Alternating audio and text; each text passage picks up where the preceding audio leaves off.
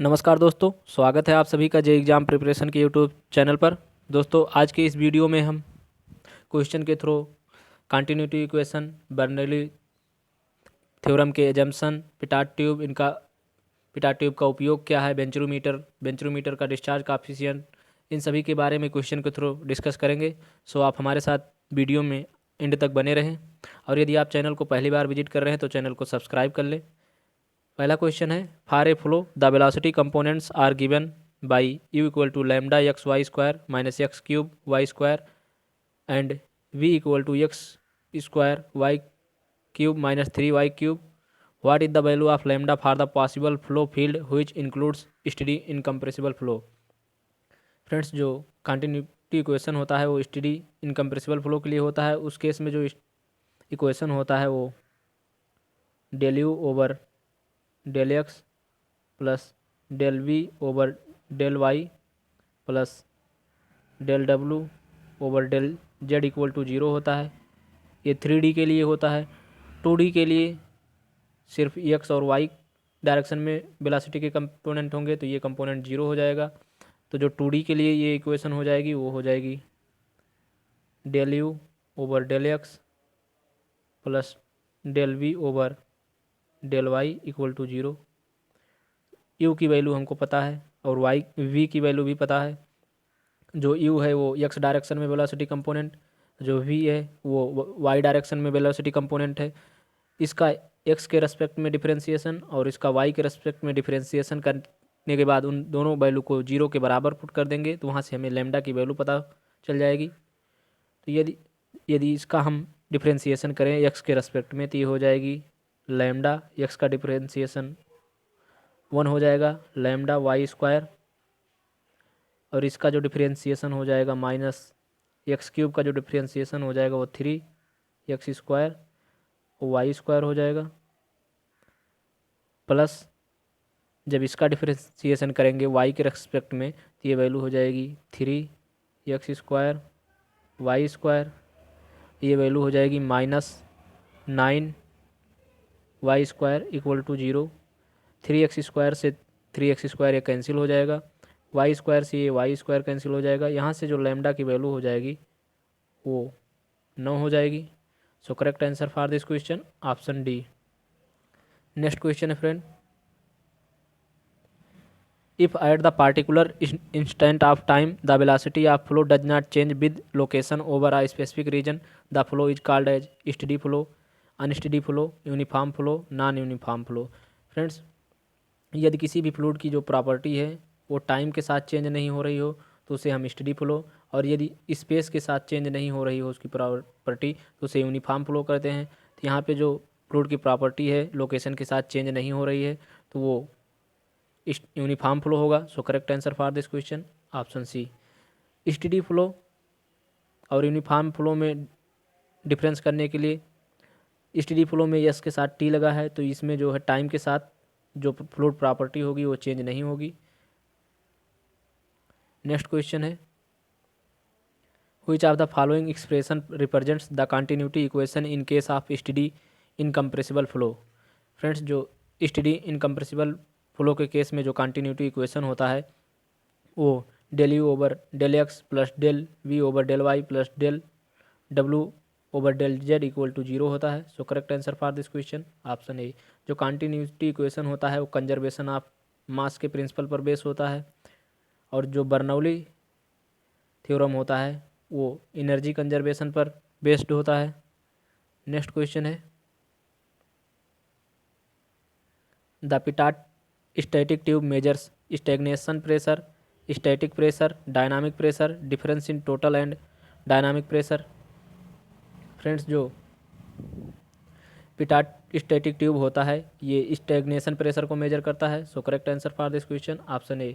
जो pitot static tube होता है इसका उपयोग किसी भी पॉइंट पर वेलोसिटी को मेजर करने के लिए किया जाता है। नेक्स्ट क्वेश्चन है,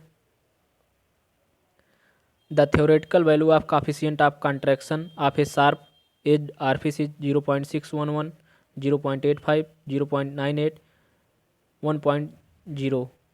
फ्रेंड्स जो शार्प एज आरफिस होता है उसका काफिशिएंट ऑफ कंट्रैक्शन सीसी की वैल्यू जो होती है वो 0.611 होती है। Correct answer for this question option A. और जो शार्प एज आरफिस होता है उसके काफिशिएंट ऑफ डिस्चार्ज का जो मान हो, काफिशिएंट ऑफ वेलोसिटी जो होता है सीबी, इसकी वैल्यू 0.98 होती है। और जो काफिशिएंट ऑफ डिस्चार्ज होता है सी डी इक्वल टू वो सी सी इंटू सी बी होता है। नेक्स्ट क्वेश्चन है indicate the incorrect statement for Bernoulli equation. The flow must be steady, the flow must be irrotational, the flow must be incompressible, the flow must be an ideal gas. Friends जो Bernoulli theorem है उसके assumption में जो flow होना चाहिए वो steady, incompressible और irrotational होना चाहिए। और जो फ्लो होना चाहिए अलॉन्ग स्ट्रीम लाइन होना चाहिए। और उसमें जो फ्रिक्शन होता है उसको नेग्लिजिबल माना जाता है।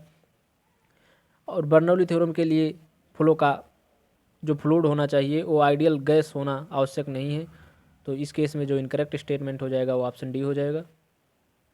नेक्स्ट क्वेश्चन है a U tube manometer measures local atmospheric pressure, difference in pressure between two points, difference in total energy between two points, absolute pressure at a point. Friends जो यूट्यूब मैनोमीटर होता है ये absolute pressure measure करता है। Correct answer for this question option D. जबकि जो piezometer होता है वो गेज प्रेशर मेजर करता है। लोकल एटमॉस्फेरिक प्रेशर को मेजर करने के लिए बैरोमीटर का प्रयोग किया जाता है। और difference in pressure between two points measure करने के लिए हम डिफरेंशियल मैनोमीटर का प्रयोग करते हैं। तो इसके क्वेश्चन के लिए जो करेक्ट आंसर हो जाएगा वो ऑप्शन डी हो जाएगा। नेक्स्ट क्वेश्चन है a venturimeter has a differential mercury water manometer connected to its inlet and throat for a given discharge in the pipe is independent of the orientation of benchrometer, depends on the orientation of benchrometer, varies at the slope of the benchrometer with respect to the horizontal, none of these। Friends जो बेंचरोमीटर से manometer connect होता है उससे given discharge के लिए जो manometric reading होती है डिस्चार्ज उसके बेंचरोमीटर के ओरिएंटेशन पर डिपेंड नहीं करता है, वो उससे इंडिपेंडेंट होता है। So correct answer for this question option A. Next question है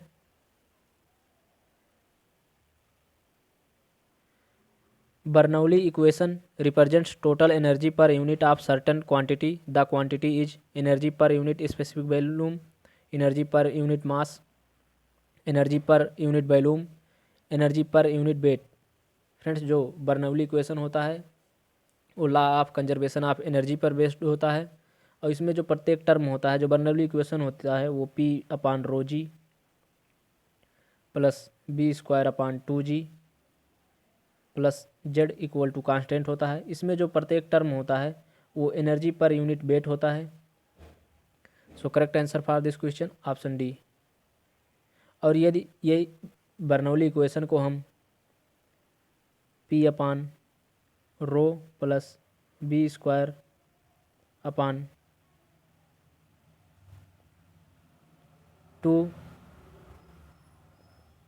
plus g into z equal to constant लिखे तो इसमें जो प्रत्येक टर्म होगा वो एनर्जी पर यूनिट मास होगा।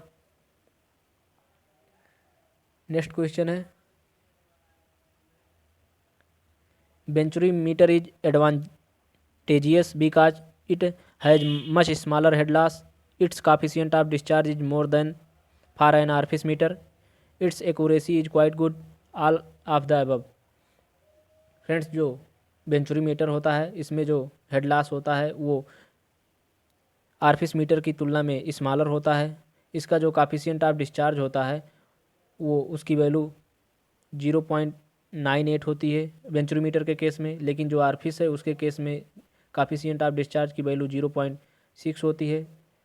दोनों स्टेटमेंट करेक्ट हैं। और इसकी जो एक्यूरेसी भी है वो आरफिस की तुलना में अच्छी होती है क्योंकि इसमें सेपरेशन ऑफ फ्लो नहीं होता है। So correct answer for this question option D. Next question है to measure static pressure in a pipe one uses a pressure gauge connected to a pitot tube, venturimeter, orifice meter, piezometer, tapping. Friends static pressure pipe में measure करने के लिए हम पिटाट tube का उपयोग करते हैं। Correct answer for this question option ए। जबकि बेंचुरीमीटर और आरफिस मीटर का उपयोग डिस्चार्ज को मेजर करने के लिए किया जाता है। नेक्स्ट क्वेश्चन है, venturimeter is use to measure the velocity of a flowing fluid, measure the pressure of the flowing fluid, measures the discharge of a liquid flowing through a pipe, measure the pressure difference of liquid flowing through between 2 points in a pipeline। Friends, जो बेंचुरीमीटर होता है इसका उपयोग किसी भी pipe में flow हो रहे लिक्विड की डिस्चार्ज को मेजर करने के लिए किया जाता है। Correct answer for this question option C. और बेंचुरीमीटर से डिस्चार्ज कैलकुलेट करने का जो फार्मूला होता है वो Q equal to CD A1 A2 upon under root A1 square minus A2 square into root over 2GH होता है, जहाँ पे जो A1 होता है वो इनलेट का एरिया और A2 थ्रोट का एरिया होता है। नेक्स्ट क्वेश्चन है, the total energy line lies over the hydraulic gradient line by an amount equal to sum of the pressure velocity and datum head, pressure head velocity head datum head. Friends, जो total energy line होती है वो P by rho g plus z plus v square upon 2G के बराबर होती है। जबकि जो हाइड्रोलिक ग्रेडियंट लाइन होती है वो पीजोमेट्रिक हेड, जिसको हम P by rho g plus z भी कहते हैं, इनके बराबर ये होती है HGL, जिसको हाइड्रोलिक ग्रेडियंट लाइन। ये होती है टोटल एनर्जी लाइन TEL। तो इन दोनों में जो डिफरेंस होता है वो वेलोसिटी हेड का डिफरेंस होता है। जो टोटल एनर्जी लाइन होती है वो हाइड्रोलिक ग्रेडियंट लाइन से वेलोसिटी हेड से ज़्यादा इतने अमाउंट से ऊपर उसके लाई करती है। So correct answer for this question option C. Next question है, the value of coefficient of velocity for sharp edge orifice is generally 0.98, 0.95, 0.96, 0.97। Friends, जो शार्प एज आरफिस होता है उसमें जो CB की वैल्यू होती है वो 0.98 होती है। Correct answer for this question option A. और इसी केस में शार्प एज आरफिस के केस में ही जो coefficient ऑफ कंट्रैक्शन होता है उसकी वैल्यू 0.61 होती है। नेक्स्ट क्वेश्चन है, a vessel containing water of depth H is accelerated upward with an acceleration of G/2, the pressure at the bottom of the vessel is. Friends, जो pressure होता है, change in pressure जो हो जाएगा del P over del z equal to हो जाएगा rho to G plus A हो जाएगा। यदि कोई इस तरीके से कोई वेसल हो, इसकी टोटल हाइट H हो, तो किसी भी पार्टिकुलर पट्टी पे जेड हाइट पे प्रेशर ये होगा। अब चूंकि ए का मान जो है G/2 है और टोटल जो हाइट है H है, तो यहाँ से जो प्रेशर हो जाएगा P equal to rho G plus G/2 into H। तो यहाँ से जो फाइनल में टोटल वैल्यू हो जाएगी वो 3/2 रो GH हो जाएगी। जो प्रेशर टोटल होगा P equal to 3/2 rho GH, और हम रो G को यूनिट वेट गामा भी लिखते हैं, ये हो जाएगा गामा, तो ये वैल्यू हो जाएगी 3/2 gamma H। So correct answer for this question option D. Next question है, fire hose nozzle is generally made of divergent shape, convergent shape, cylindrical shape, parabolic shape. Friends, जो फायर होज नाजल होता है वो कुछ इस तरीके से, उसका जो शेप होता है वो कन्वर्जेंट शेप होता है, जिससे बहुत तेज़ वेलोसिटी के साथ वाटर निकलता है यहाँ से। So correct answer for this question option B. Next question है, energy loss in flow through nozzle as compare to venturimeter is same, more, less, unpredictable, correct. Friends, जो एनर्जी का लॉस होता है नाजल में वो बेंचुरीमीटर की तुलना में अधिक होता है। So correct answer for this question option B, क्योंकि नाजल में जो फ्लो का सेपरेशन होता है, जबकि बेंचुरीमीटर की बनावट कुछ इस तरीके से होती है कि उसमें फ्लो ऑफ सेपरेशन नहीं होता है और नाजल में फ्लो ऑफ सेपरेशन होता है, उसके लिए नोजल में जो एनर्जी लॉस होता है वो वेंचुरोमीटर से अधिक होता है। और नाजल के केस में जो काफिशिएंट ऑफ डिस्चार्ज होता है CD, ये नाजल के केस में 0.7 से 0.8 होता है, जबकि वेंचुरोमीटर के केस में काफिशिएंट ऑफ डिस्चार्ज की वैल्यू जो होती है 0.95 से 0.98 होती है। नेक्स्ट क्वेश्चन है, speed of a submarine can be measured by pitot tube, hot wire anemometer, Pirani gauge, inclined manometer. Friends, submarine की जो वेलोसिटी होती है उसको मेजर करने के लिए हम पिटाट ट्यूब का उपयोग करते हैं। Correct answer for this question option ए। जिस पॉइंट पे हमको वेलोसिटी मेजर करनी होती है हम पिटाट ट्यूब को उस पॉइंट पर सेट कर देते हैं और वहाँ से स्टेगनेशन प्रेशर से उसकी वेलोसिटी को फाइंड आउट करते हैं। और जो हॉट वायर एनीमोमीटर होता है इससे हम फ्लूइड की वेलोसिटी को मेजर करते हैं। और जो पिरानी गेज होता है इससे भी हम प्रेशर मेजर करते हैं, लेकिन जो प्रेशर मेजर करते हैं वो हम वैक्यूम सिस्टम में प्रेशर जो है मेजर करने के लिए पिरानी गेज का उपयोग करते हैं। और जो इंक्लाइंड मैनोमीटर होता है इसका उपयोग बहुत ही सूक्ष्म प्रेशर को मेजर करने के लिए, एक्यूरेटली मेजर करने के लिए इंक्लाइंड मैनोमीटर का प्रयोग करते हैं। नेक्स्ट क्वेश्चन है, the motion of air mass in A tornado is a free vortex motion, forced vortex motion, free vortex at centre and force vortex outside, forced vortex at centre and free vortex outside. Friends, जो free vortex होता है इसमें external energy की आवश्यकता नहीं होती है, जैसे बेसिन में जो फ्लो होता है वो फ्री वोर्टेक्स होता है। फोर्स्ड वोर्टेक्स जो होता है इसमें एक्सटर्नल एनर्जी की रिक्वायरमेंट होती है, जैसे हम किसी कंटेनर में पानी रख ले और उसके को बाहर से तेज़ी से एक्सटर्नल एनर्जी के थ्रू रोटेट कराएं, तो उस केस में जो वोर्टेक्स होगा वो फोर्स्ड वोर्टेक्स होगा। जो टॉर्नेडो होता है ये USA में आने वाला एक चक्रवात होता है, और जो टॉर्नेडो होता है उसके सेंटर पे जो होता है वो फोर्स्ड वोर्टेक्स और आउटसाइड फ्री वोर्टेक्स होता है। So correct answer for this question option D. Next question है, flow meters based on abstraction principle like Arfis plates can be used with Reynolds number up to approximately 500, 1000, 2000, 400। Friends, जो abstraction principal पर आधारित flow meter होते हैं ये laminar flow के लिए उपयोग किए जाते हैं, और लैमिनार फ्लो रेनॉल्ड नंबर का मान ये 2000 तक है तो वो फ्लो लैमिनार होता है। तो रेनॉल्ड नंबर के 2000 के मान के लिए फ्लो मीटर का उपयोग होता है। So correct answer for this question option C. और यदि रेनॉल्ड नंबर का जो मान है वो 2000 से 4000 के बीच में है तो जो फ्लो होता है वो क्रिटिकल फ्लो, और यदि रेनॉल्ड नंबर का मान 4000 से भी अधिक है तो उस केस में वो टर्बुलेंट फ्लो होता है। नेक्स्ट क्वेश्चन है, Euler's equation for motion of liquids is based on the assumption that the flow is streamlined, flow takes place continuously, flow is homogeneous and incompressible, flow is turbulent। Friends, जो Euler's का equation है motion का उसके according जो flow होना चाहिए वो homogeneous और इनकम्प्रेसिबल होना चाहिए। So correct answer for this question option C.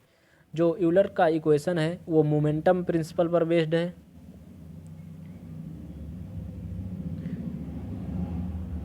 और जो यूलर्स का इक्वेशन है जनरली न्यूटन्स का सेकंड लॉ ही है जिसको हम मोमेंटम प्रिंसिपल भी कहते हैं। So correct answer for this question option C. दोस्तों, आज की इस वीडियो में इतना ही। आई होप कि आपको वीडियो पसंद आई हो। वीडियो पसंद आई हो तो वीडियो को लाइक और अपने दोस्तों में शेयर ज़रूर करें, और यदि आप चैनल को पहली बार विजिट कर रहे हैं तो चैनल को सब्सक्राइब कर लें और पास वाले बेल आइकन को भी प्रेस करें, जिससे आपको प्रॉपर नोटिफिकेशन मिलती रहे और कोई भी वीडियो आपसे मिस ना हो। SSC JEE के प्रीवियस ईयर के जितने भी सब्जेक्ट हैं सिर्फ बिल्डिंग मटेरियल और कंक्रीट टेक्नोलॉजी को छोड़कर सारे सब्जेक्ट के वीडियो चैनल पर प्लेलिस्ट बनाकर अपलोड हैं, आप वहां से सारे वीडियो देख सकते हैं।